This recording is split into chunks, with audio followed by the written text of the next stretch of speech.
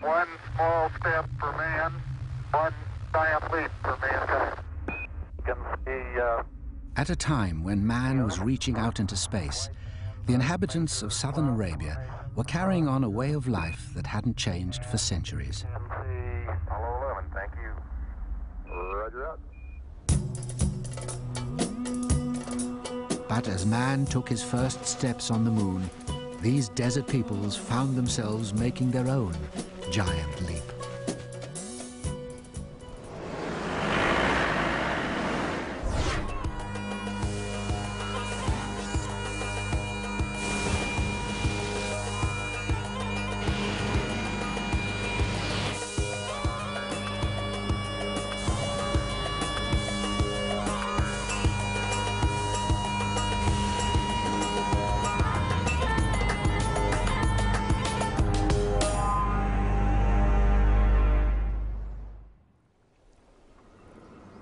يوم أتذكر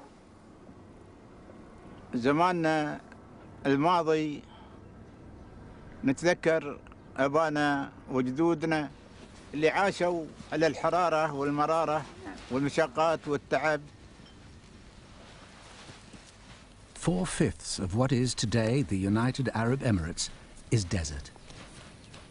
In this harsh environment, the way of life was dictated by the seasons. In the winter, the search was on for sparse grazing in the desert. As summer approached and temperatures soared, homes were packed up and everyone trekked to the coast. Sabah still remembers those times. التجربة جيدة والتجربة واضحة واللي ماضي علينا واضح كأنه اليوم. While the women and children settled into their summer quarters, the men prepared for a perilous treasure hunt. لما تصير توادع أهلك، وادعهم بالسلامة، عيالك اهتميت منهم ما اهتميت منهم ما حد يلحق حد، ما حد يروح حيله. الغيص والسيب والغيره والنوخذه ولا غيره ما يشوف أبو ظبي من لم بعد 3 أشهر.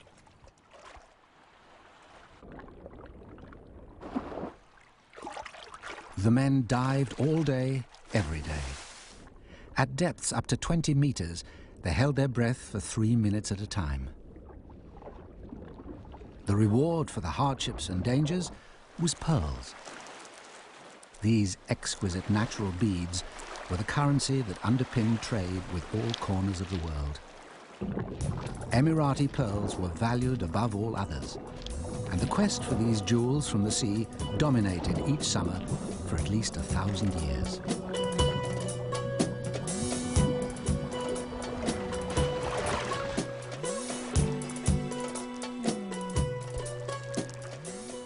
My grandfather had come back with all his colleagues, and they were in the market and they had their pearls, and they were very rich people. And then the next day, their pearls were worthless. There were rumors in the market that there is artificial pearls from Japan in the market. So nobody was buying pearls. The market collapsed. Without the mainstay of their economy, the Emirates now suffered a period of decline, becoming one of the poorest places on earth. This was Abu Dhabi in 1962. But that year, another hidden treasure came to the rescue. Oil enabled dreams to become reality.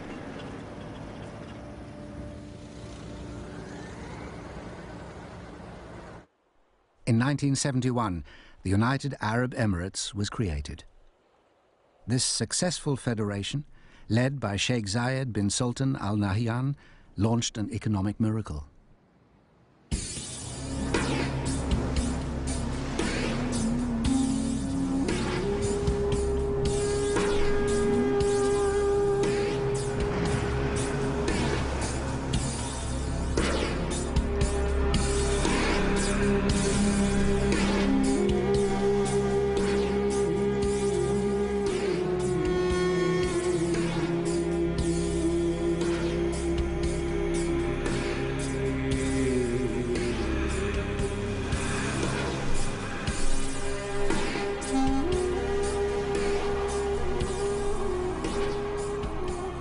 Starting from very little, one of the most up-to-date countries in the world has arisen, and in only 3 decades.